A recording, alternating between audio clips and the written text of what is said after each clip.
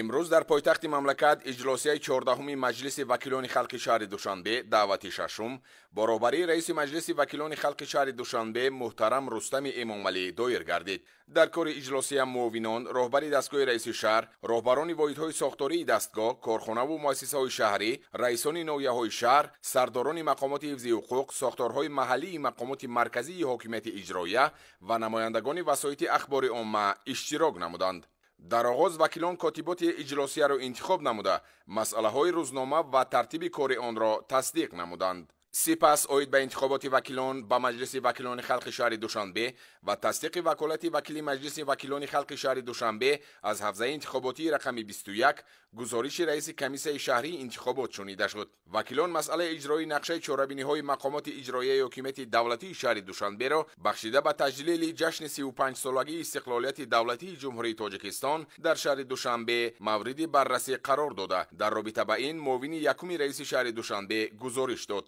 муҳтарам рустами эмомалӣ ба муовини якум муовинони раиси шаҳри душанбе якҷо бо раисони ноҳияҳои шаҳр баҳри таъмини босифат ва иҷрои саривақтии нақшаи чорабиниҳои мақомоти иҷроияи ҳокимияти давлатии шаҳри душанбе бахшида ба таҷлили ҷашни 35-солагии истиқлолияти давлатии ҷумҳурии тоҷикистон дар шаҳри душанбе ҷиҳати пурзур намудани назорат дар соҳаи меъморию шаҳрсозӣ ва сохтмон, хизматрасониҳои коммуналӣ, ислоҳи камбудиҳои ҷойдошта дар самти мавқуф гузоштан ё тӯл кашидани корҳои сохтмонии иншоотҳои соҳаи маориф, тандурустӣ, коргоҳу корхонаҳои саноатӣ, роҳҳо ва дигар иншоотҳои хизматрасонӣ дастуру супоришҳои мушаххас доданд. вакилон дар идома ҷараёни амалишавии барномаи сармоягузориҳои давлатӣ барои солҳои 2021-2025 дар шаҳри душанберо муҳокима намуда, вобаста ба ин масъала ҳисоботи муовини раиси шаҳри душанбе шунида шуд. раиси шаҳри душанбе дар ин робита ба муовини якум, муовинони раис, раисони ноҳияҳои пойтахт супориш доданд ки бо мақсади таъмини босифат ва иҷрои саривақтии барномаи сармоягузориҳои давлатӣ барои солҳои 2021-2025 дар шаҳри душанбе тадбирҳо андешида, ҷиҳати вусъат бахшидани корҳо дар самти пайдо ва муайян намудани сарчашмаҳои маблағгузорӣ барои лоиҳаҳои афзалиятнок дар доираи барномаи мазкур дар самтҳои маорифу тандурустӣ, обу корезӣ, барқу гармидиҳӣ ва роҳу нақлиёт тамоми чораҳои дахлдорро роҳандозӣ намоянд. дар идома вакилон ҷамъбасти натиҷаҳои рушди иқтисодиву иҷтимоии шаҳри душанбе дар нимсолаи аввали соли 2023 ва вазифаҳо барои нимсолаи дуюмро муҳокима намуда, гузориши муовини якуми раиси шаҳри душанбе шунида шуд. раиси маҷлиси вакилони халқи шаҳри душанбе муҳтарам рустами эмомалӣ вобаста ба он муовини якум, муовинони раиси шаҳри душанбе, раисони ноҳияҳои пойтахт, роҳбарони воҳидҳои сохтории дастгоҳ ва мақомоти иҷроияи ҳокимияти давлатии шаҳри душанбе супориш доданд ки ҷиҳати иҷрои саривақтӣ ва босифат амалӣ намудани корҳои ободонию бунёдкорӣ, ба роҳ мондани назорат аз рӯи фаъолияти фармоишгарону пудратчиён дар иншоотҳо ва риояи қоидаҳои қабули онҳо, инчунин доир ба ҳуқуқвайронкуниҳо дар самти худсарона ишғол намудани қитъаҳои замин, оид ба таъмини амнияти санитариву экологӣ, пешгирӣ намудани ҳолатҳои сар задани сӯхтор, таъмин намудани сифати иҷрои корҳои сохтмонӣ,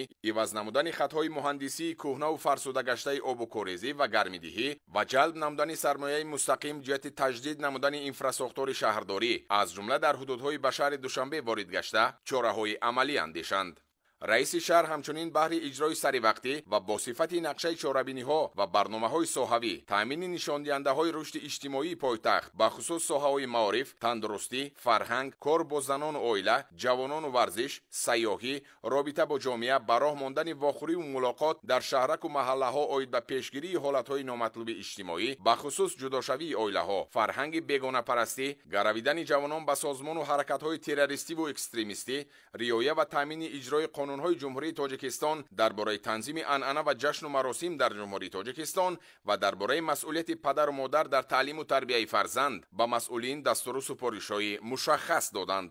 ба масъулини самти саноат дастур дода шуд ки бо инобати татбиқи ҳадафи чоруми миллӣ саноатикунонӣ бо суръати кишвар оид ба афзун намудани ҳаҷми истеҳсоли маҳсулоти рақобатпазири саноатӣ ва воридот ивазкунанда, инчунин афзоиши иқтидори содиротӣ ва ташкили ҷойҳои нави корӣ тадбирҳои зарурӣ андешанд. ҳамчунин қайд гардид ки барои омода намудани соҳаҳои иҷтимоию иқтисодии шаҳри душанбе ба мавсими тирамову зимистони солҳои 2023-2024 махсусан ҳарчи зудтар тақвият бахшидани корҳои пайвасткунии бинову иншоотҳои иловагӣ ба шабакаҳои гармидиҳанда ва захира намудани маҳсулотҳои ниёзи аввалия баҳри фаровонии онҳо дар бозорҳо чораҳои дахлдор андешанд. رئیس شهر دوشنبه محترم رستم امامعلی به راهبران مقامات حفظی حقوق پایتخت و ساختارهای دخلدار دستور دادند که جهت پیشگیری و برطرف نمودن حقوق ویرانکنی‌ها و تامین امنیت شهروندان، کاهش دادن صادرشوی جنایت‌ها، برطرف و پیشگیری نمودن حالت‌های آواره‌گردی، طلبندگی، پیشگیری حادثه‌های سوختار چاره‌های قطعی اندیشند. اینچنین برای در سطح سزاوار پیشواز گرفتن 32مین سالگرد استقلالیت دولتی جمهوری تاجیکستان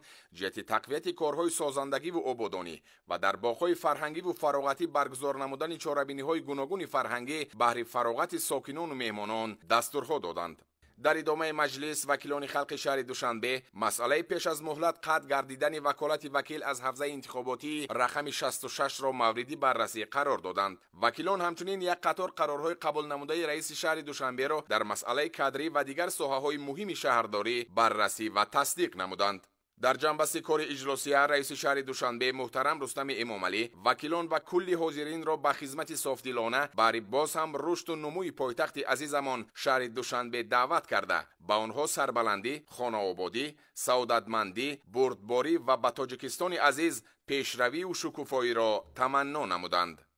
با همین اجلاسیه 14 مجلس وکیلان خلق شهر دوشنبه دعوت ششم کار خود را انجام داد.